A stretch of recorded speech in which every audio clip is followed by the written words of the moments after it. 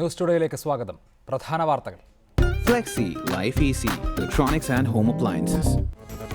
Bar കോഴക്കേസിൽ കോടതിയിൽ വിജിലൻസിന് കനത്ത തിരിച്ചടി. മാണിയെ കുറ്റവിമുക്തനാക്കണമെന്ന് ഡയറക്ടർ അഭിപ്രായം പറഞ്ഞതാണ് എന്ന വാദം തള്ളി. ഡയറക്ടർ നൽകിയത് കർശന നിർദ്ദേശമെന്ന് കോടതി. കേസിൽ പരമാധികാരിയാക്കേണ്ടത് അന്വേഷണ ഉദ്യോഗസ്ഥൻ. ഉമ്മൻചാണ്ടിയുടെ നെഞ്ചിലേറ്റ വിമർശനമെന്ന് VS. ഇത് ചെന്ന് തറയ്ക്കുന്നത് ഉമ്മൻചാണ്ടിയുടെ ചങ്കിനാണ്. മൂന്നാറിൽ പൊമ്പിളെ ഒരുമായി പ്രവർത്തകരുടെ സമരത്തിന് നേരെ ട്രേഡ് യൂണിയൻ ആക്രമണം. മാധ്യമപ്രവർത്തകർക്കും പോലീസിനും കല്ലേറ്.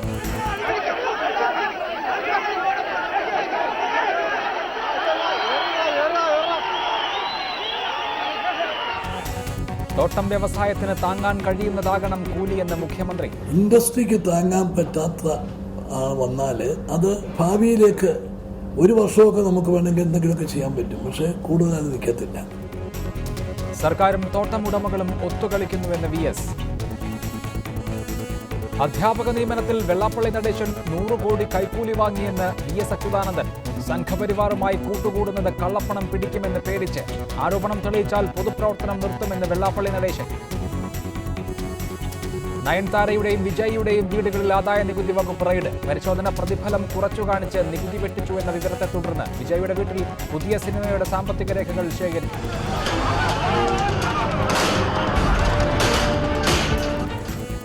ഇന്ത്യക്കൊപ്പം ചേരണമെന്നാവശ്യപ്പെട്ട് പാക് അധീന കശ്മീരിൽ നടക്കുന്ന പ്രക്ഷോഭം പാകിസ്ഥാൻ അടിച്ചമർത്തുന്നു. ഇന്ത്യൻ ഭരണമാണ് ഭേദമെന്ന് പ്രക്ഷോഭകർ. എല്ലാം ഇന്ത്യൻ പ്രചാരണം മാത്രമെന്ന് പാകിസ്ഥാൻ. കാസർഗോഡ് വിജയ ബാങ്ക് കവർച്ചയിലെ മുഖ്യാസൂത്രകനെ തിരിച്ചറിഞ്ഞു. പ്രതികൾക്കായി അന്യസംസ്ഥാനങ്ങൾ കേന്ദ്രീകരിച്ച അന്വേഷണം. നിർണായക തെളിവായ CCTV ദൃശ്യങ്ങൾ റിപ്പോർട്ടറിന്. തൃശൂരിൽ 500 പവൻ കവർന്നത് പ്രൊഫഷണൽ കൊള്ള സംഘമെന്ന സൂചന. തദ്ദേശ തെരഞ്ഞെടുപ്പിന്റെ തീയതി തിങ്കളാഴ്ചയ്ക്ക് മുൻപ് പ്രഖ്യാപിക്കുമെന്ന് തെരഞ്ഞെടുപ്പ് കമ്മീഷണർ. തെരഞ്ഞെടുപ്പ് 2 ഘട്ടങ്ങളിലായി. തെക്ക് വടക്കറ്റങ്ങളിലുള്ള 7 ജില്ലകളിൽ ആദ്യം, മധ്യ കേരളത്തിലെ 7 ജില്ലകളിൽ 2ാം ഘട്ടത്തിൽ. മീറ്റർ റീഡിംഗ് എടുക്കാനായില്ലെങ്കിൽ പിഴ ഈടാക്കുമെന്ന KSTBയുടെ വിവാദ ഉത്തരവ് പുനഃപരിശോധിക്കുമെന്ന് വൈദ്യുതി റെഗുലേറ്ററി കമ്മീഷൻ. ഒക്ടോബർ 9 വരെ ഉത്തരവ് നടപ്പാക്കരുതെന്ന് റെഗുലേറ്ററി കമ്മീഷൻ. അസൗകര്യങ്ങൾ പരിഗണിക്കുമെന്ന് മുഖ്യമന്ത്രിയും.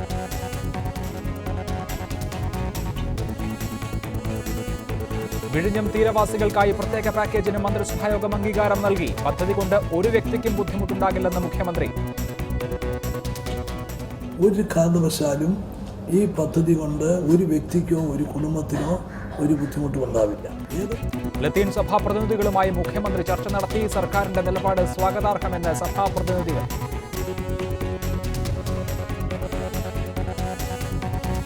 2006 മുംബൈ ട്രെയിൻ സ്ഫോടന കേസിൽ 5 പേർക്ക് വധശിക്ഷ. 7 പ്രതികൾക്ക് ജീവപര്യന്തം. ശിക്ഷ വിധിച്ചത് പ്രത്യേക CBI കോടതി. ബീഫ് കഴിച്ചുവെന്നാരോപിച്ച് ഉത്തർപ്രദേശിൽ ജനക്കൂട്ടം മധ്യവയസ്കനെ തല്ലിക്കൊന്നു. മരിച്ച മുഹമ്മദ് അഖ്ലാഖിന്റെ മകൻ പരുക്കേറ്റ് ഗുരുതര നിലയിൽ. 6 പേർ അറസ്റ്റിൽ. സ്ഥലത്ത് സംഘർഷം. താലിബാൻ പിടിച്ചെടുത്ത കുണ്ടൂസ് പ്രവിശ്യ തിരിച്ചുപിടിക്കാൻ അഫ്ഗാനിസ്ഥാനിൽ പോരാട്ടം ശക്തം. താലിബാനെതിരെ അമേരിക്കയുടെ വ്യോമാക്രമണം. പാകിസ്ഥാനിലെ തീവ്രവാദ കേന്ദ്രങ്ങളെ പഴിച്ച് അഫ്ഗാനിസ്ഥാൻ സർക്കാർ. 3 മലയാളി അത്ലറ്റുകളെ അഖിലേന്ത്യാ ഫെഡറേഷൻ വിലക്കാനൊരുങ്ങുന്നു. അനിൽഡ തോമസിനും അനുരാഘവനും അഞ്ജു തോമസിനും കാരണം കാണിക്കൽ നോട്ടീസ്. പഠനത്തിനായി മടങ്ങിയതെന്ന് താരങ്ങളുടെ വിശദീകരണം. ചാമ്പ്യൻസ് ലീഗിൽ അട്ടിമറികളുടെ ദിനം.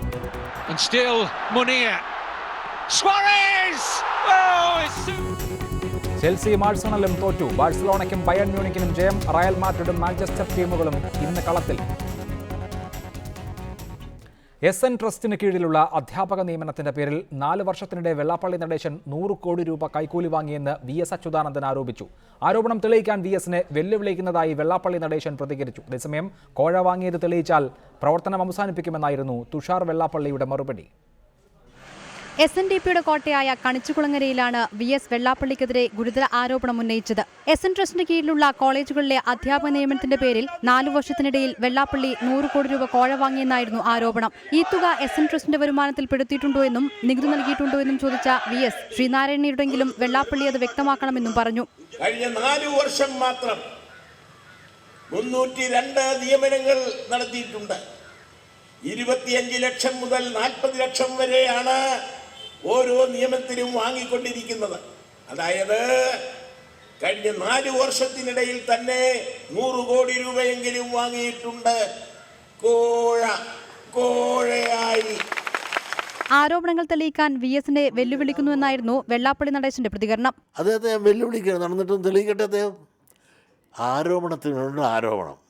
കാരണം ഇപ്പോൾ ദേശം മുഴുവൻ നടന്ന്, ഈ കേരളം മുഴുവൻ നടന്ന് ഗുരുവിനെ നിന്ദിച്ചതിൻ്റെ പേരിൽ ഇന്ന് ഏത്തയിട്ടുകൊണ്ടിരിക്കുന്ന എല്ലാ കമ്മ്യൂണിസ്റ്റ് നേതാക്കന്മാരും. കോഴ വാങ്ങിയെന്ന് തെളിഞ്ഞാൽ പ്രവർത്തനം അവസാനിപ്പിക്കുമെന്ന് പറഞ്ഞ തുഷാർ വെള്ളാപ്പള്ളി പാർട്ടിക്കാർക്ക് പോലും വേണ്ടാത്ത VSന്റെ വാക്കുകൾ മറുപടി അർഹിക്കുന്നില്ലെന്നും കൂട്ടിച്ചേർത്തു. സ്വിസ് ബാങ്കിൽ ഉൾപ്പെടെ എവിടെങ്കിലും അങ്ങനെ പണം നിക്ഷേപിച്ചിട്ടുണ്ടെങ്കിൽ തെളിയിച്ചാൽ അന്ന് ഈ സംഘടനാ പ്രവർത്തനം നിർത്താം. ഞങ്ങളൊക്കെ അത്യാവശ്യം വ്യവസായം കച്ചവടം ചെയ്ത് ജീവിക്കുന്നവരാ. ഈ പറയുന്ന VS ജീവിക്കാനുള്ള ചെലവ് എവിടുന്നാണ് ഉണ്ടാവുന്നത്? അങ്ങനെ ചുമ്മാ പറഞ്ഞ് അങ്ങോട്ട് പോരുത്. ഇതോടുകൂടി വാക്പോരുകൾക്കുമപ്പുറം ഗുരുതരമായ ആരോപണം ഉന്നയിച്ച് CPM പുതിയ പോർമുഖം തുറന്നിരിക്കുന്നു. റിപ്പോർട്ടർ ആലപ്പുഴ. ഈ വിഷയത്തിൽ ശ്രീ PT മന്മഥൻ SNDP യോഗം, ശ്രീ PS ശ്രീധരൻപിള്ള BJP നേതാവ്, Sri MP Rajesh CPIM MP, Kilimanoor Chandrababu, Sreenarayana Dharmavedi, advocate Cheriyanoor Jayaprakash, അദ്ദേഹം SNDPയുടെ പഴയ ഭാരവാഹിയാണ്, ശ്രീ AN രാധാകൃഷ്ണൻ 8:30 ചർച്ചയിൽ പങ്കെടുക്കുകയും ചെയ്യും. ആദ്യം ശ്രീ PT മന്മഥൻ, ഇതിപ്പോൾ ഒരു പുതിയ ആരോപണം VS അച്യുതാനന്ദൻ ഉന്നയിച്ചു എന്ന് കരുതേണ്ട. കേരളം ആകെ തന്നെ അറിയാൻ താല്പര്യപ്പെടുന്ന കാര്യമാണ്. ഒരു നിയമനത്തിന് 25 മുതൽ 40 ലക്ഷം വരെ കോഴ SN ട്രസ്റ്റിൻ്റെ 14 കോളേജുകളിലും മറ്റ് വിദ്യാഭ്യാസ സ്ഥാപനങ്ങളും വാങ്ങുന്നുണ്ടെങ്കിൽ ആ പണം എങ്ങോട്ടാണ് പോകുന്നത്? അച്യുതാനന്ദൻ ധരിച്ചിരിക്കുന്നത് മാർക്സിസ്റ്റ് പാർട്ടിയുടെ സാമ്പത്തിക ഇടപാട് പോലെയാണ് SNDP യോഗത്തിൻ്റെ SN ട്രസ്റ്റിൻ്റെയും സാമ്പത്തിക ഇടപാടെന്നാണ്. മാർക്സിസ്റ്റ് പാർട്ടിയുടെ സാമ്പത്തിക ഇടപാട് നമുക്കറിയാമല്ലോ. SNC ലാവലിന് ഇടപാട്, ലോട്ടറി രാജാവായ ഞാൻ ചോദിക്കുന്നത് SN സ്ഥാപനങ്ങളിലെ SN ട്രസ്റ്റിന് കീഴിലുള്ള വിവിധ സ്ഥാപനങ്ങളിൽ അധ്യാപക തസ്തികയ്ക്ക് ഈടാക്കുന്ന പണത്തെക്കുറിച്ചാണ്. അത് ഏത് തരത്തിലാണ് നിങ്ങൾ രേഖപ്പെടുത്തുന്നത് എന്നതിനെ കുറിച്ചാണ്. രാഷ്ട്രീയമായ ആരോപണങ്ങൾ നമുക്ക് പിന്നെ പരിശോധിക്കാം. അല്ല, എല്ലാ മാനേജ്മെന്റുകളും, എയ്ഡഡ് മാനേജ്മെന്റുകൾ ആ കോളേജിന്റെ ഇൻഫ്രാസ്ട്രക്ചർ നന്നാക്കുന്നതിന് വേണ്ടി ചെറിയ ഡൊണേഷൻ വാങ്ങുമെന്നുള്ളത് സ്വാഭാവികമായിട്ടുള്ള കാര്യമാണ്. കേരളത്തിൽ ഏറ്റവും കൂടുതൽ ഡൊണേഷൻ വാങ്ങുന്നത് മാർക്സിസ്റ്റ് പാർട്ടിയുടെ നേതൃത്വത്തിലുള്ള പരിയാരം മെഡിക്കൽ കോളേജാണ്. സാധാരണ മറ്റു മെഡിക്കൽ കോളേജിൽ ഒരു MBBS സീറ്റിന് 40 ലക്ഷം വാങ്ങുമ്പോൾ 75 ലക്ഷം രൂപ ഡൊണേഷൻ വാങ്ങുന്നത് മാർക്സിസ്റ്റ് പാർട്ടിയുടെ നിയന്ത്രണത്തിലുള്ള പരിയാരം മെഡിക്കൽ കോളേജാണ്. അപ്പോൾ ഈ കാശ് വാങ്ങുന്ന കാര്യത്തിൽ എല്ലാവരും ഒക്കെ വാങ്ങും, അതിൻ്റെ ഭൗതികമായ സാഹചര്യം മെച്ചപ്പെടുത്തുന്നതിന് വേണ്ടിയാണ്. ഇവിടെ നിങ്ങളൊരു കാര്യം മനസ്സിലാക്കണം, മാർക്സിസ്റ്റുകാരന്റെ ലാവലിന് ഇടപാട് പോലെയല്ല SN ട്രസ്റ്റിന്റെ ഇടപാടെന്ന് പറയുന്നത്.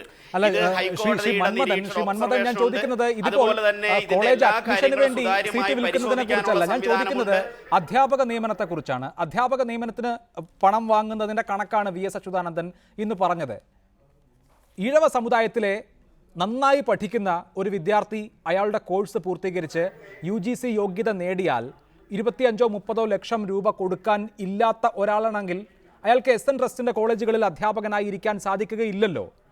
നിങ്ങൾ ഈഴവരെക്കുറിച്ച്, സമുദായത്തെക്കുറിച്ച് ഊറ്റം കൊണ്ടുകൊണ്ടാണ് സംസാരിക്കുന്നത് മുഴുവൻ. അവിടെ വലിയൊരു അനീതി ചൂണ്ടിക്കാണിക്കുന്നു. അതിനുത്തരം പറഞ്ഞിട്ട് നമുക്ക് മറ്റ് കണക്കുകളിലേക്ക് പോകാം. അല്ല, അച്യുതാനന്ദനെ സംബന്ധിച്ചിടത്തോളം ഈ ഭക്ഷണം കഴിക്കാതെ ഇരുന്ന് കുറേ ദിവസം പട്ടിണിയിരുന്ന ഒരു പയ്യന് ഭക്ഷണം കിട്ടിയതുപോലെ കുറെ വർഷങ്ങളായി ഔദ്യോഗിക പാർട്ടി നേതൃത്വം സ്റ്റേജിൽ ഞാൻ ചോദിക്കുന്നത് വളരെ ലളിതമായ ഒരു ചോദ്യമാണ്. SN ട്രസ്റ്റിന്റെ ഒരു കോളേജിൽ ഈഴവ സമുദായത്തിൽപ്പെട്ട വളരെ മിടുക്കനായ ഒരു യുവാവിന് മികച്ച രീതിയിൽ പോസ്റ്റ് ഗ്രാജുവേഷനും UGC യോഗ്യതയും ഉണ്ടെങ്കിൽ അധ്യാപകനായി നിയമനം കിട്ടുമോ ഇല്ലയോ 30 ലക്ഷം രൂപ കൊടുക്കാതെ? ഇതുപോലുള്ള അബദ്ധജടിലമായ പ്രസ്താവന ഉന്നയിക്കുന്ന അച്യുതാനന്ദനെ പോലുള്ള ആളുകൾ എന്തെല്ലാം അഴിമതി ആരോപണങ്ങൾക്ക് വിധേയരായിട്ടുള്ളവരാണ്. ഒരു പനീർ സെൽവത്തെ പോലെ കേരളത്തിന്റെ മുഖ്യമന്ത്രി ആയിരുന്നപ്പോ മകന്റെ പേരിലുണ്ടായിട്ടുള്ള അഴിമതി ആരോപണങ്ങൾ നിങ്ങൾ പറയണോ? ശ്രീ മന്മഥൻ, VS അച്യുതാനന്ദൻ ഇങ്ങനെ ഒരു ആരോപണം ഉന്നയിച്ചതായേ കരുതേണ്ട. സാധിച്ചില്ലല്ലോ. VS അച്യുതാനന്ദനെ വിട്ടേക്കു. ഞാൻ ചോദിക്കുന്നത്, ഈഴവ സമുദായത്തിലെ വളരെ മിടുക്കനായ ഒരു വിദ്യാർത്ഥിക്ക് അയാളുടെ കോഴ്സ് പൂർത്തീകരിച്ച് പോസ്റ്റ് ഗ്രാജുവേഷൻ നേടിക്കഴിഞ്ഞ് UGC യോഗ്യത നേടിക്കഴിഞ്ഞാൽ നിങ്ങളുടെ കോളേജിൽ അധ്യാപകനായി നിയമനം കൊടുക്കുമോ ഇല്ലയോ 30 ലക്ഷം രൂപ കൊടുക്കാതെ എന്നാണ്. എത്രയോ ആളുകൾ 5 പൈസ പോലും കൊടുക്കാതെ ഞങ്ങൾ അഡ്മിഷൻ കൊടുത്തിട്ടുണ്ട്, പിന്നെ ഉദ്യോഗം കൊടുത്തിട്ടുണ്ട്. ചില ആളുകളുടെ എല്ലാ മാനേജ്മെന്റും വാങ്ങും. കാരണം സ്കൂളിന് കോളേജിന് കെട്ടിടമുണ്ടാക്കണം, കമ്പ്യൂട്ടർ ലാബ് ഉണ്ടാക്കണം, എന്തെല്ലാം സംവിധാനങ്ങൾ വേണം, സ്വാഭാവികമായിട്ട് വാങ്ങും. അതിന് ഇതുപോലെ പാവങ്ങൾക്ക് വേണ്ടി ഉദ്ധരിക്കുന്നുവെന്ന് പറയുന്ന ആളുകൾ ഈ പാവങ്ങളെ ഉദ്ധരിക്കാൻ എന്താ ചെയ്തിട്ടുള്ളത്? ഞാൻ ഇതിനു മുമ്പും ചോദിച്ചിട്ടുണ്ട്. മാർക്സിസ്റ്റ് പാർട്ടിക്ക് വേണമെങ്കിൽ ഏരിയ കമ്മിറ്റിയുടെയും ജില്ലാ കമ്മിറ്റിയുടെയും നേതൃത്വത്തിൽ സ്കൂളുകളും കോളേജുകളും എയ്ഡഡ് മേഖലയിൽ സ്ഥാപിച്ചുകൊണ്ട് ഇവിടെ സൂചിപ്പിക്കപ്പെടുന്നത് പോലെ എല്ലാ മാനേജ്മെന്റുകളും വാങ്ങാറുണ്ട്. അതൊരു യാഥാർത്ഥ്യമാണ്. SN മാനേജ്മെന്റ് മാത്രം വാങ്ങുന്ന ഒന്നല്ല. അവിടെ മാത്രം കൂടുതൽ ആരോപണങ്ങൾ ഉന്നയിക്കപ്പെടാൻ എന്താണ് കാരണം? SN ട്രസ്റ്റിനെ സംബന്ധിച്ച് അതിൻ്റെ ആഭ്യന്തരമായ സംവിധാനങ്ങൾക്കകത്ത് സുതാര്യതയില്ലായ്മയുണ്ടോ? അതായത് SN ട്രസ്റ്റിന്റെ ഭാരവാഹികൾക്ക് തന്നെ അറിയില്ലേ വാങ്ങുന്ന ഈ പണം എവിടെ എന്ന്? ഒരു നിമിഷം ശ്രീ മന്മഥൻ. ഞാനേ ഈ 2014 SN ട്രസ്റ്റ് ഇറക്കിയ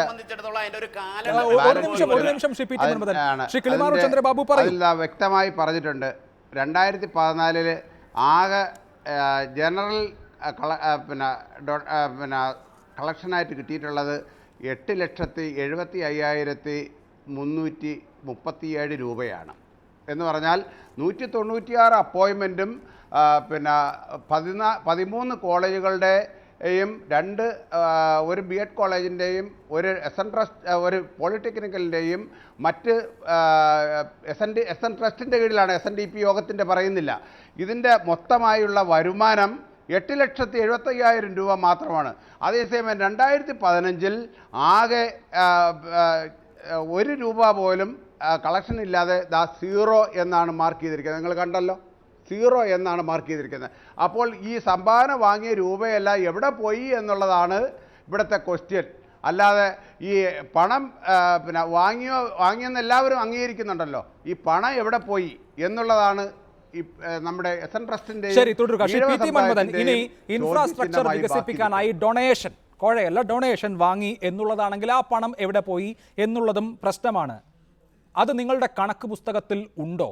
കണക്ക് പുസ്തകത്തിൽ വരാത്ത പണം ആണ് എങ്കിൽ സ്വാഭാവികമായും നികുതി അടയ്ക്കാത്ത പണം കള്ളപ്പണമാണ്. അത് VS അച്യുതാനന്ദൻ ഇനി ആരോപിച്ചില്ല എങ്കിലും SNDP യോഗത്തിന്റെയോ ശ്രീനാരായണ പ്രസ്ഥാനത്തിന്റെയോ ഈഴവ സമുദായത്തിന്റെയോ അഭ്യുദയകാംക്ഷി പോലും അല്ലാത്ത ഒരു 4 മെമ്പർ പോലും അല്ലാത്ത അച്യുതാനന്ദനെ പോലെ തനി 4ാം കിട രാഷ്ട്രീയക്കാര് പുറത്തു നടന്ന് പറയുന്ന ജൽപ്പനങ്ങൾക്കൊന്നും മറുപടി പറയേണ്ട ഗതികേട് അല്ല. VS അച്യുതാനന്ദനെ മറന്നേക്കൂ Shri PT Manmadhan. ഞാൻ ചോദിക്കുന്ന ചോദ്യത്തിന് മാത്രം താങ്കൾ ഉത്തരം പറഞ്ഞാൽ മതി. 196 നിയമനം നടന്നോ ഇല്ലയോ? നടന്നുവെങ്കിൽ അതിന് എത്ര പണം കിട്ടി എന്നുള്ളത് കൃത്യമായി നിങ്ങൾ കണക്ക് പുസ്തകത്തിൽ SN ട്രസ്റ്റിന്റെ കണക്ക് പുസ്തകത്തിൽ രേഖപ്പെടുത്തിയിട്ടുണ്ടോ? ആ പണത്തിന് നിങ്ങൾ നികുതി ഒടുക്കിയിട്ടുണ്ടോ? ഇല്ലാത്ത പണം കള്ളപ്പണമല്ലേ? എല്ലാ കാര്യങ്ങളും വളരെ വ്യക്തമായി രേഖപ്പെടുത്തിയിട്ടുണ്ട്. അല്ല, ഈ നരേന്ദ്രമോദി ഇന്ത്യൻ പാർലമെന്റിന്റെ ഓട് പൊളിച്ച് അകത്ത് കയറിയ ആളല്ല. ഇന്ത്യയിലെ ജനങ്ങൾ മാൻഡേറ്റ് കൊടുത്തത് പ്രധാനമന്ത്രി ആയാളാണ്. ഇന്ന് സാക്ഷാൽ അച്യുതാനന്ദൻ ഒരു പനീർ സെൽവം മുഖ്യമന്ത്രിയായിരുന്നു. പാർട്ടിയുടെ അല്ല, നമ്മുടെ ചർച്ചാ വിഷയം അതൊന്നുമല്ല. നമ്മുടെ ചർച്ചാ വിഷയം അതൊന്നുമല്ല. ശ്രീ മന്മഥൻ ദയവായി ക്ഷമിക്കുക. ശ്രീ ചെറുന്നൂർ ജയപ്രകാശ്, ഇത്തരത്തിലുള്ള കണക്കുകൾ 196 നിയമനങ്ങൾ കഴിഞ്ഞ വർഷം, അതിന് മുൻപ് 180-ലധികം നിയമനങ്ങൾ. VS അച്യുതാനന്ദൻ പറഞ്ഞ കണക്കനുസരിച്ചാണെങ്കിൽ കഴിഞ്ഞ 4 വർഷം 302 നിയമനങ്ങൾ, മൊത്തം 100 കോടി രൂപ. ഇതൊക്കെ ഊതിപ്പെരുപ്പിച്ച അതിശയോക്തിപരമായ കണക്കാണോ? അതല്ലെങ്കിൽ കൃത്യമായി രേഖപ്പെടുത്തപ്പെട്ട കണക്കാണോ? അതുമല്ലെങ്കിൽ രേഖപ്പെടുത്താതെ കുറെ പണം ആരെങ്കിലുമൊക്കെ എവിടെയെങ്കിലുമൊക്കെ കൊണ്ടുപോയി കാണുമോ? എന്താണ് ഇക്കാര്യത്തിൽ? താങ്കൾ ദീർഘകാലം ഈ പ്രസ്ഥാനവുമായി ബന്ധപ്പെട്ട് ഭാരവാഹിയായി പ്രവർത്തിച്ച ആളാണല്ലോ. താങ്കളുടെ അനുഭവത്തിൽ എങ്ങനെയാണ് അവിടെ ഈ പണം കൈകാര്യം ചെയ്യുന്നത്? 1996 മുതൽ നാളിതുവരെയായി 508 കോടി രൂപയുടെ അഴിമതി ആരോപണം ഉന്നയിച്ചുകൊണ്ട് വെള്ളാപ്പള്ളി നടേശന്റെ പാനലിൽ നിന്ന് ജയിച്ച SN ട്രസ്റ്റിന്റെ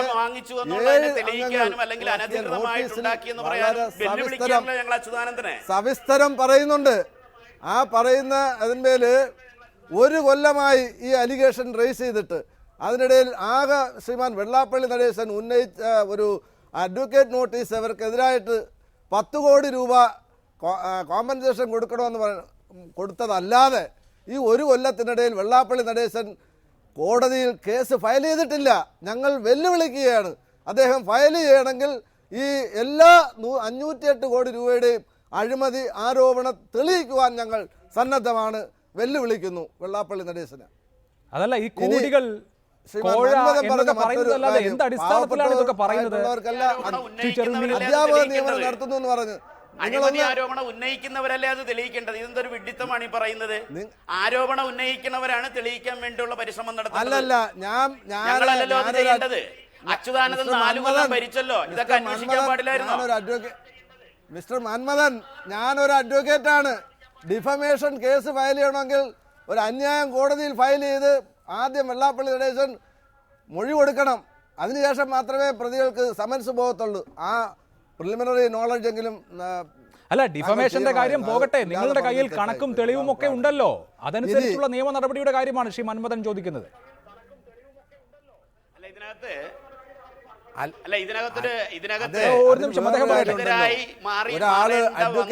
സഹപ്രവർത്തകര് ആ കൂടെ നിന്ന് എല്ലാ കാര്യങ്ങളും അറിയാവുന്നവര് രാഷ്ട്രീയ നേതാക്കന്മാരുടെ കയ്യടി വാങ്ങുന്നതിന് വേണ്ടി ഇതുപോലുള്ള ജൽപ്പനങ്ങൾ പറയുന്നതിനൊന്നും ഞാൻ മറുപടി പറയുന്നില്ല. പക്ഷെ ഒരു കാര്യം ഞാൻ പറയുന്നു, സുതാര്യമായി കാര്യങ്ങളെല്ലാം രേഖാപരമായി ഇതെല്ലാം ഞങ്ങൾ സജ്ജമാക്കിയിട്ടുണ്ട്. നിങ്ങൾക്ക് പരിശോധിക്കാം. ഇത് കോഴയുണ്ട് അല്ലെങ്കിൽ കുഴപ്പമുണ്ടെന്ന് തോന്നിക്കഴിഞ്ഞാൽ ഈ രാജ്യത്തിന്റെ നിയമവും സംവിധാനവും ഉപയോഗിച്ച് അന്വേഷിക്കാനും തെളിയിക്കാനുള്ള ബാധ്യത നിങ്ങൾക്കുണ്ട്. അത് ചെയ്യാം. വെറുതെ പുകമറ സൃഷ്ടിച്ച് കാര്യമില്ല. ഈ അച്യുതാനന്ദനെ പോലുള്ള ആളുകൾ ഇതുപോലെ ശ്രീ പി എസ് ശ്രീധരൻപിള്ള ഒരു കാര്യവുമില്ല. സമുദായം അവഗണിക്കപ്പെടുന്നു, സമുദായ അംഗങ്ങൾ വലിയ തോതിൽ അനീതി നേരിടുന്നു, ഇരട്ട നീതിയാണ് ഇവിടെ കേരളത്തിലെ മനുഷ്യർക്ക് ലഭ്യമാകുന്നത് തുടങ്ങിയ വിഷയങ്ങൾ ഉന്നയിച്ച് ഒരു രാഷ്ട്രീയ മുന്നേറ്റം നടത്താൻ ഉദ്ദേശിക്കുന്ന ആളുകൾക്ക് ഇത്തരത്തിലുള്ള വിഷയങ്ങൾ വരുമ്പോൾ മറുപടി പറയാനുള്ള ബാധ്യതയില്ലേ? ആര് പറയുന്നു എന്നുള്ളതിനെ വിട്ടേക്കുക. ഈ ഉന്നയിക്കപ്പെട്ട വിഷയങ്ങൾ എന്തുകൊണ്ടാണ് SN ട്രസ്റ്റോ SNDP യോഗമോ മറുപടി പറയേണ്ടാത്തതായി തോന്നുന്നത് BJP അടക്കമുള്ള കക്ഷികൾക്ക്?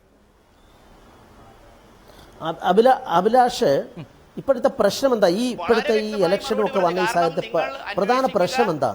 2010 അച്യുതാനന്ദൻ മുഖ്യമന്ത്രിയായിരുന്നപ്പോൾ കേസരി ട്രസ്റ്റിലെ നീതി പ്രസ് പരിപാടിയിൽ അദ്ദേഹം പറഞ്ഞൊരു കാര്യമുണ്ട്. ഇവിടെ സംഘടിതമായ ഭൂരിപക്ഷങ്ങളുടെ അവകാശം കവർന്നെടുക്കുന്നു.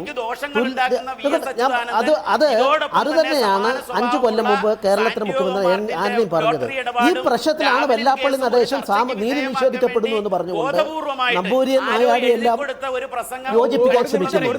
ആ ഇഷ്യൂവിൽ നിന്നും അദ്ദേഹം മുന്നോട്ട് പോകുന്നു, വലിയ ബഹുജന ലഭിക്കുന്നു എന്ന് വന്ന അവസരത്തിൽ CPM-നെ പോലൊരു പാർട്ടി ഈ അവസരത്തിൽ ഇത് പറയേണ്ടത്, അങ്ങനെ ഉണ്ടെങ്കിൽ ആദ്യം തെളിവ് ശേഖരിക്കണം. ഞാൻ വെള്ളാപ്പള്ളി നടേശൻ്റെ അക്കൗണ്ടോ കാര്യങ്ങളോ എനിക്കറിയില്ല, ഞാൻ അതിനെപ്പറ്റി അല്ല പറയുന്നത്. ഇത് ഈ ഒരു അവസരം വന്ന അങ്ങാടി തോറ്റാൻ അമ്മയുടെ നെഞ്ചത്തുള്ള നിലക്ക് ഉള്ള തലമുണ്ട്. അതിനെയാണ് BJP എതിർക്കുന്നത്. കാരണം ഈ സമയത്ത് അച്യുതാനന്ദൻ ഇന്ന് പറഞ്ഞ കാര്യങ്ങൾ അദ്ദേഹത്തിന് ചെയ്യാമായിരുന്നു. 5 കൊല്ലം മുഖ്യമന്ത്രിയായിരുന്ന ആളാണ്. അന്നുണ്ടെങ്കിൽ വിദ്യാഭ്യാസ നിയമപ്രകാരം നടപടി സ്വീകരിക്കാമല്ലോ. ചെയ്യാത്ത ആൾ എന്തുകൊണ്ട് ഇപ്പം പറയുന്നത്? ഒരു ക്രൈം രക്ഷിക്കാത്ത ആൾ എന്തുകൊണ്ട് ഇത് പറയുന്നു? അപ്പം ഇതിൻ്റെ അവസരവാദം, അതാണ് അവസരവാദത്തിന് CPM-നും അച്യുതാനന്ദനും അവാർഡ് കൊടുക്കണം. ഈ അവസരവാദത്തെയാണ് BJP എതിർക്കുന്നത്. മറ്റു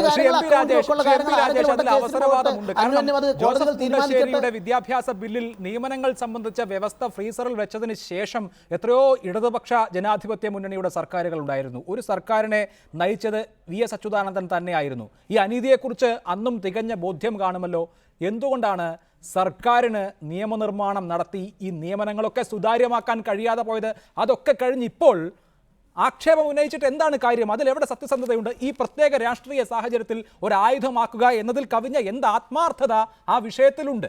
ശരി, അതിനു മുമ്പ് ഇവിടെ SNDP യോഗത്തെ പ്രതിനിധീകരിച്ച് ഒരു ശ്രീ മന്മഥൻ പങ്കെടുക്കുന്നുണ്ട്. ഞാൻ അദ്ദേഹത്തെ ആദ്യമായിട്ടാണ് കാണുന്നത്, നേരത്തെ പരിചയമില്ല. അദ്ദേഹം പറഞ്ഞു VS അച്യുതാനന്ദനൊക്കെ 6ാംകിട നേതാവാണ് എന്ന്. എന്തായാലും 1ാംകിട നേതാവായിട്ടുള്ള ശ്രീ മന്മഥൻ്റെ ഇവിടെ ഇത്രയും നേരം അദ്ദേഹം വാതോരാതെ പറഞ്ഞുകൊണ്ടിരുന്നതിൽ നിന്ന് കാര്യങ്ങളെല്ലാം എല്ലാവർക്കും വ്യക്തമായിട്ടുണ്ട്. പിന്നെ ഇനി ഞാനെന്തെങ്കിലും പറഞ്ഞ് ആരെങ്കിലും ആക്ഷേപിച്ചു എന്നിടവരേണ്ട കാര്യമില്ല.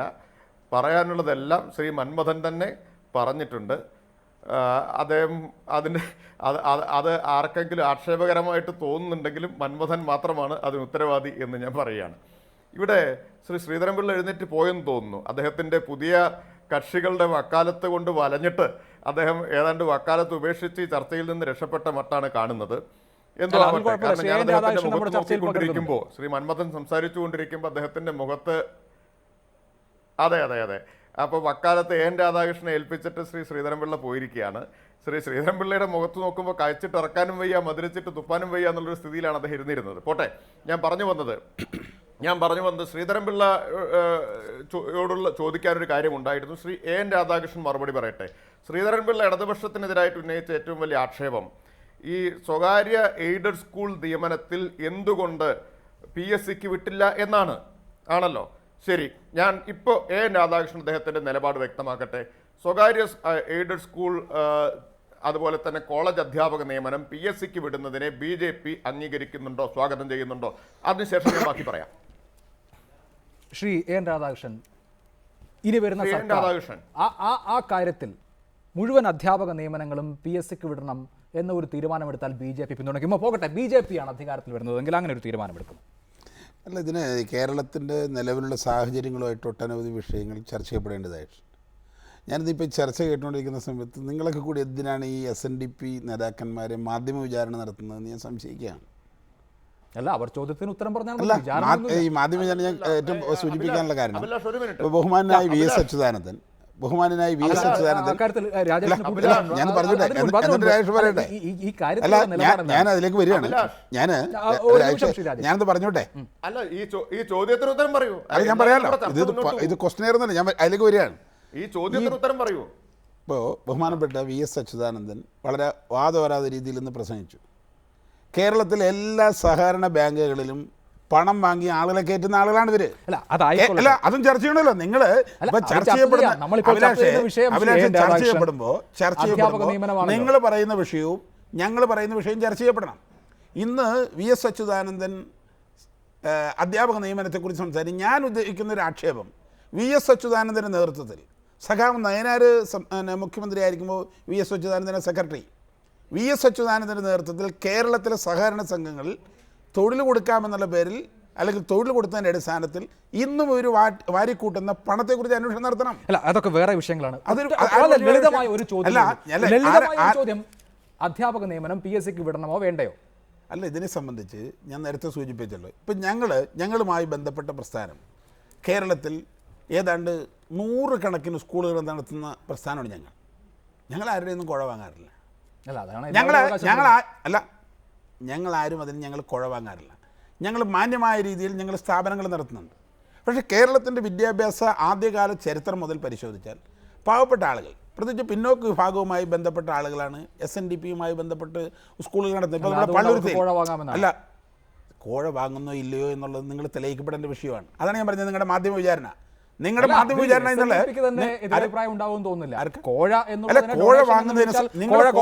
ഞാൻ ചോദിക്കട്ടെ, നിങ്ങൾ ഇതേ ചർച്ചയിൽ കേരളത്തിലെ വിദ്യാഭ്യാസ മേഖലയിൽ കോഴ വാങ്ങുന്ന എല്ലാവരെ കുറിച്ച് ചർച്ച നടത്താത്ത എന്താ? ഇപ്പൊ നിങ്ങൾ SNDPയെ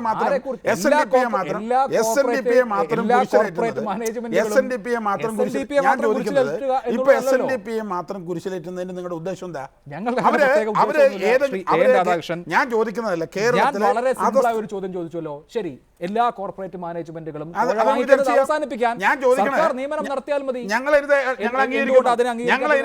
ഞാൻ ചോദിക്കുന്നത്, കേരളത്തിലെ എല്ലാ കോർപ്പറേറ്റ് മാനേജ്മെന്റുകൾ, സ്വാശ്രയ കോളേജുകൾ ഒക്കെ ഇവിടെ കോഴ വാങ്ങുന്നു. ആ കോഴ വാങ്ങുന്നതിനെതിരായ നിലപാടുകളാണ് എൻ്റെ പാർട്ടിയുടെ നിലപാട്. ഒരു മിനിറ്റ്, ധീരമായ നിലപാടുകളുമായി ഈ ഭരണവർഗ മുന്നണികൾക്ക് നിലപാടുകൾ സ്വീകരിച്ചുകൂടെ?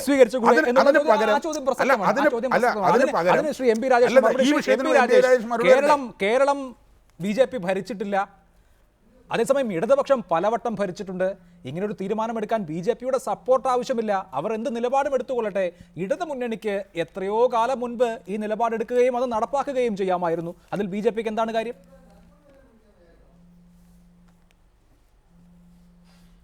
അഭിലാഷ്, സാമാന്യമായിട്ടുള്ള ചരിത്രബോധം ഉള്ള എല്ലാവർക്കും അറിയാം എങ്ങനെയാണ് 59-ലെ EMS ഗവൺമെന്റിനെതിരായി വിമോചന സമരം നടന്നത് എന്ന്. അന്ന് R. ശങ്കറിന്റെ നേതൃത്വത്തിലുള്ള SNDP ഉൾപ്പെടെ ആ വിമോചന സമരത്തിന്റെ ഭാഗമായി നിൽക്കാൻ കാരണം എന്തായിരുന്നു എന്നതും വിദ്യാഭ്യാസ വകുപ്പിലെ അധ്യാപക നിയമനം സംബന്ധിച്ച് PSCക്ക് വിടണം എന്ന് സംബന്ധിച്ച വ്യവസ്ഥയായിരുന്നു എന്നും അഭിലാഷിനും അറിയുമായിരിക്കുന്നതാണ് ഞാൻ വിചാരിച്ചത്.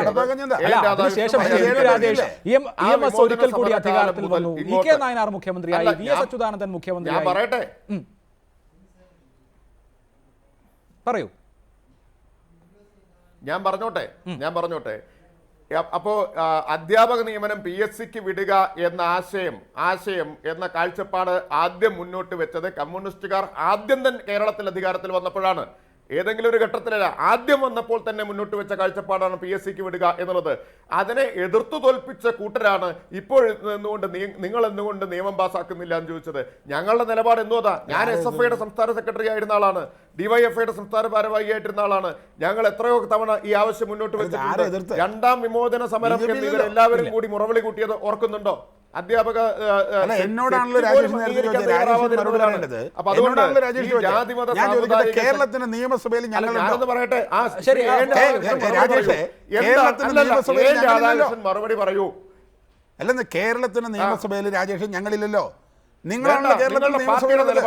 ഞാൻ ചോദിക്കട്ടെ, സഖാവ് അച്യുതാനന്ദൻ കേരളത്തിലെ മുഖ്യമന്ത്രി, രാധാകൃഷ്ണൻ നിയമസഭയിൽ നിങ്ങൾ വേണ്ട, നിയമസഭയിൽ തീരുമാനം എടുക്കുന്ന രാജേഷ് അങ്ങേ പോലുള്ള ആളുകൾ എന്തിനാണ് ജനങ്ങളെ ഞാൻ ചോദിക്കട്ടെ, അച്യുതാനന്ദൻ കേരളത്തിലെ പ്രഖ്യാപിത നിലപാട് നിങ്ങളുടെ നിലപാടുകളുടെ സത്യസന്ധത നിലപാടാണ് നിങ്ങളുടെ ഭരണസമയത്തല്ലേ പ്രൂവ് ചെയ്യണമെന്നുള്ളതായിരുന്നു. ഭരണസമയത്ത് പ്രൂവ് ചെയ്യേണ്ട കാര്യങ്ങൾ ഇതുപോലെ പൊതുമാധ്യമങ്ങളിൽ ജനങ്ങളെ നിലപാടിനോട് യോജിപ്പാണോ BJPക്ക്? അല്ല, നിങ്ങൾ എന്തുകൊണ്ട് നടപ്പാക്കിയില്ല? നിങ്ങൾക്ക് എന്താ നിലപാട്? നിങ്ങൾക്ക് ഒരു നിലപാടില്ല. നിങ്ങൾക്ക് നിലപാട് ഞാൻ പറഞ്ഞല്ലോ, ഈ കോഴ വാങ്ങുന്ന നിലപാട് ഞങ്ങൾ എതിരാണ്. ഞാൻ നേരത്തെ സൂചിപ്പിച്ചു, കോഴ വാങ്ങുന്ന ആര് കോഴ വാങ്ങി അതിനെ പറഞ്ഞ് നിങ്ങൾക്ക് ഉത്തരം പറയാനുള്ള ധൈര്യമുണ്ടോ? ഞാൻ രാജേഷിനോട് എനിക്ക് ചോദിക്കാറുണ്ട്, രാജേഷിന് ആത്മാർത്ഥതയുണ്ടെങ്കിൽ രാജേഷിന് സധൈര്യം ജനങ്ങളുടെ മുമ്പിൽ നേരിടാൻ ഈ വാക്കുകളിലൂടെ കസർത്ത് നടത്തുന്നതിന് പകരം പ്രായോഗികമായി നിങ്ങൾക്ക് അവസരം കിട്ടിയ സമയത്ത്, കേരളം ഭരിക്കാൻ അവസരം കിട്ടിയ സമയത്ത് ഞാൻ ചോദിക്കട്ടെ, MA ബേബി കേരളത്തിലെ വിദ്യാഭ്യാസ മന്ത്രിയായിരുന്നില്ലേ? ആ സമയത്ത് നിങ്ങൾ മൈക്ക് വെച്ച് അതിരൂപത എന്നൊക്കെ പറഞ്ഞു എന്നല്ലാതെ നടപടിയെടുക്കാനുള്ള ചങ്കൂറ്റമില്ലാതെ ഈ ദൃശ്യമാധ്യമങ്ങളിൽ വന്ന് നിങ്ങൾക്കെതിരായി അധസ്ഥിത ജനവിഭാഗം നിലപാട് സ്വീകരിച്ചപ്പോൾ പരസ്യമായി ആക്ഷേപം ഉന്നയിക്കുന്നത് സത്യസന്ധതയ്ക്ക് വിരുദ്ധമല്ലേ? ശരി ശരി ശരി ശ്രീ എൻ രാധാകൃഷ്ണൻ വളരെ ആവശ്യമുണ്ട്. ശ്രീ MP രാജേഷ്, ശരി, ഇപ്പൊ പ്രശ്നം വന്നിരിക്കുകയാണല്ലോ. BJP ആണല്ലോ ഈ ചോദ്യം ചോദിക്കുന്നത്. അധ്യാപക നിയമനം, എയ്ഡഡ് സ്കൂളുകളിലെ അധ്യാപക നിയമനം, എയ്ഡഡ് സ്ഥാപനങ്ങളിലെ അധ്യാപക നിയമനം PSCക്ക് വിടണം എന്നതാണോ BJPയുടെ നിലപാട്? പറയൂ, ആണോ? ശരി, എന്ത് വിട്ടാൽ ആരുടെ തടസ്സം? എന്ത് വിട്ടാൽ എന്റെ അഭിലാഷേ, ഞാൻ എതിർക്കുന്നില്ല. അല്ല, നിങ്ങളുടെ നിലപാട് പറയൂ. കേരളത്തിന് നിയമസഭയിൽ അംഗമല്ല. ശ്രീ PT മന്മഥൻ, SN ട്രസ്റ്റിന്റെ കണക്കുകൾ സ്വാഭാവികമായും ഓഡിറ്റിങ്ങിന് വിധേയമാക്കപ്പെടുന്നുണ്ടാകും. അതിനപ്പുറത്ത് കഴിഞ്ഞ 20 വർഷം എന്തൊക്കെ ഉണ്ടായി എന്ന കാര്യത്തിൽ ഒരു സോഷ്യൽ ഓഡിറ്റിങ്ങിന് വിധേയമാകാൻ SN ട്രസ്റ്റ് ശ്രീനാരായണ സമൂഹത്തിന് മുന്നിൽ തയ്യാറാകുമോ? കഴിഞ്ഞ 20 വർഷം കൊണ്ട് എത്ര നിയമനങ്ങൾ നടന്നു? അതിൽ സംഭാവന ഇനത്തിൽ എത്ര രൂപ കിട്ടി? അത് എന്തിന് വിനിയോഗിച്ചു? സർക്കാരുകളിൽ നിന്ന് എന്തൊക്കെ ഈ കാലയളവിൽ ലഭിച്ചു? എത്ര സ്വത്ത് ആർജിച്ചു? ഈ കാര്യങ്ങളൊക്കെ കൃത്യമായ കണക്കുകൾ സഹിതം പറയുവാൻ SN ട്രസ്റ്റിനെ കൊണ്ടും SNDP യോഗത്തെ കൊണ്ടും സാധിക്കുമോ? വളരെ വ്യക്തമായി ഞങ്ങൾക്ക് ഇതിൻ്റെ എല്ലാം കണക്കുകളുണ്ട്.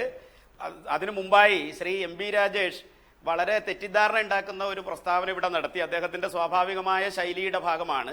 BS അച്യുതാനന്ദൻ 6ാം കിട രാഷ്ട്രീയക്കാരനെന്നല്ല ഞാൻ പറഞ്ഞത്, അദ്ദേഹം 1ാം കിട രാഷ്ട്രീയക്കാരനാണ്. പക്ഷെ കണിച്ചുകുളങ്ങരയിൽ വന്ന് പ്രസംഗിച്ച പ്രസംഗത്തിൻ്റെ ശൈലിയും അതിൽ പറയുന്ന കാര്യങ്ങളും ഒരു 6ാം കിട രാഷ്ട്രീയക്കാരൻ്റെ ശൈലി ആയിപ്പോയി എന്നാണ് പറഞ്ഞത്. അദ്ദേഹം 1ാം കിട രാഷ്ട്രീയക്കാരൻ തന്നെയാണ്, 6അല്ല.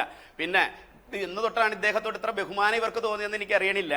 DYFIയുടെ നേതാവാണ് അദ്ദേഹത്തിന് ക്യാപിറ്റൽ പണിഷ്മെന്റ് കൊടുക്കണമെന്ന് പറഞ്ഞത്. നേതാക്കന്മാരല്ല. എന്നിട്ട് ആ നേതാവിനെതിരെ ഒരു നടപടി പോലും എടുക്കാൻ അവർക്ക് ഈ DYFIക്കാർക്ക് സാധിച്ചിട്ടില്ല. ഞാനൊന്ന് പറയട്ടെ, SN ട്രസ്റ്റിന്റെ എല്ലാ കണക്കുകളും വ്യക്തമായി പ്രിന്റ് ചെയ്ത് SN ട്രസ്റ്റിന്റെ ഡയറക്ട് ബോർഡ് മെമ്പർമാർക്കെല്ലാം കൊടുത്തിട്ടുണ്ട്. നിങ്ങൾക്കത് പരിശോധനയ്ക്ക് വിധേയമാക്കാൻ വേണം, നിങ്ങൾക്കും തരാം, നിങ്ങൾ നോക്കിക്കോ. ഇത് വെറുതെ ചുമ്മാതെ ഉള്ള ഒരു പരിപാടിയല്ല. ഇത് വളരെ വ്യക്തമായി പ്രിന്റ് ചെയ്ത് ചാർട്ടേഡ് അക്കൗണ്ടന്റ് പരിശോധിച്ച് ഹൈക്കോടതിയുടെ ഒബ്സർവേഷൻ ഉണ്ടല്ലോ, ഇവർക്കൊക്കെ അറിയാവുന്ന കാര്യമാണ്. വളരെ വ്യവസ്ഥാപിതമായി SN ട്രസ്റ്റിന്റെ മീറ്റിംഗ് കൂടുന്നതിന് 1 മാസം മുമ്പ് തന്നെ പ്രതിനിധികൾക്ക് ഇത് തപാലിൽ അയച്ചു കൊടുക്കും. വളരെ വ്യവസ്ഥാപിതം. ഇതിന്റെ കാര്യമൊക്കെ ഈ പിണറായി സഖാവ് പറയുന്നത് പോലെ അച്യുതാനന്ദൻ ഇതിനകത്തുള്ള ആളല്ലാത്തതുകൊണ്ട് അദ്ദേഹത്തിന് ഇതിനെക്കുറിച്ച് ഒരു ചുക്കും അറിയില്ലാത്തത് കൊണ്ടാണ് ആരോ പറഞ്ഞു കൊടുത്ത രൂപത്തിൽ ഇങ്ങനെ പറഞ്ഞത്. അതിനെയാണ് ഞാൻ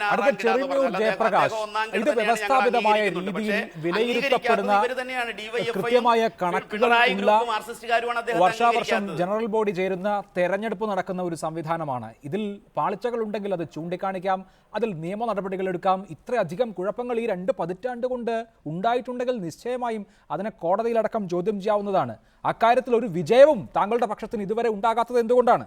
2011 ആറ്റിങ്ങൽ സബ് കോടതിയിൽ വെള്ളാപ്പള്ളി നടേശൻ അഴിമതി നടത്തിയെന്നും അദ്ദേഹത്തെ സെക്രട്ടറി സ്ഥാനത്ത് നിന്ന് നീക്കം ചെയ്യണമെന്നും കാണിച്ചുകൊണ്ടൊരു കേസ് കൊടുത്തിട്ടുണ്ട്. അതിപ്പോഴും ഹൈക്കോടതിയിൽ പെൻഡിങ്ങിലാണ്.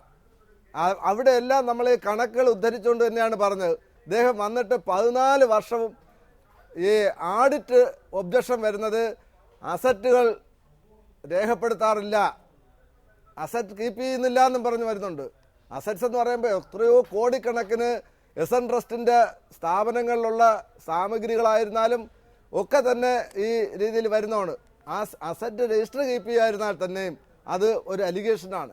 അതുപോലെ വെള്ളാപ്പള്ളി നടേശൻ വസ്തുക്കൾ വിൽക്കാൻ ശ്രമിച്ചതിൽ 2 ട്രസ്റ്റ് ബോർഡ് മെമ്പർമാർ കൂടി അത് സ്റ്റേ ചെയ്തിട്ടുണ്ട്. ആ സ്റ്റേ 2011 കൊടുത്തിട്ട് നാളിതുവരെ വെക്കേറ്റ് ചെയ്യാൻ കഴിഞ്ഞിട്ടില്ല. അദ്ദേഹത്തിന് അത് സമ്മതിക്കേണ്ടി വന്നു. ഇതുപോലെ ഒരുപാട് അഴിമതികൾ നിറഞ്ഞ കാര്യങ്ങൾ ചൂണ്ടിക്കാണിച്ചുകൊണ്ട് വിജിലൻസ് കോടതിയിൽ നമ്മൾ കേസ് ഫയൽ ചെയ്തിട്ടുണ്ട്. അതും പെൻഡിങ്ങിലാണ്. വരവിനേക്കാളേറെ സമ്പാദിച്ചു എന്നുള്ള കേസ് ഇപ്പോഴും ഹൈക്കോടതിയിൽ നിലവിലുണ്ട്. അതിനു പുറമെ ഈ 2014 കോഴ വാങ്ങി ഈ അഡ്മിഷന് കോഴ വാങ്ങിയതിനെ സംബന്ധിച്ച് 2014 20,90,000 രൂപ കോഴ വാങ്ങിയെന്ന് പറഞ്ഞുള്ള കേസ് വിജിലൻസ് ഡയറക്ടറിന് മുമ്പ് കൊടുക്കുകയും അത് ഇപ്പോൾ പെൻഡിങ്ങിലിരിക്കുകയാണ്. അത് ഈ സർക്കാരിൻ്റെ സ്വാധീനം കൊണ്ടാണെന്ന് ഞങ്ങൾ വിശ്വസിക്കുന്നു. ഇപ്പോൾ പോലും അത് ഫലപ്രദമായ അന്വേഷണം നടത്താതെ രക്ഷകർത്താക്കളാണ് പരാതി കൊടുത്തേക്കുന്നത്. ഞങ്ങളുടെ ഇത്ര നിർബന്ധിച്ച് കോഴ വാങ്ങി, അല്ലാതെ പക്ഷം നമുക്ക് ഞങ്ങളുടെ കുട്ടികൾക്ക് അഡ്മിഷൻ കിട്ടാതെ വരുമെന്ന് പറഞ്ഞു. പിന്നെ മന്മഥം പറയുണ്ടായി ഇവിടെ പാവപ്പെട്ടവർക്കൊക്കെ ഉദ്യോഗം ഫ്രീ കൊടുക്കും. നിങ്ങൾക്കറിയാം, സെയിൽ ടാക്സ് അസിസ്റ്റന്റ് കമ്മീഷണർ എറണാകുളത്തുള്ള സെയിൽ ടാക്സ് അസിസ്റ്റന്റ് കമ്മീഷണർക്ക് അദ്ദേഹത്തിൻ്റെ മകൾക്ക് ഫ്രീ ലെക്ചർ പോസ്റ്റാണ്.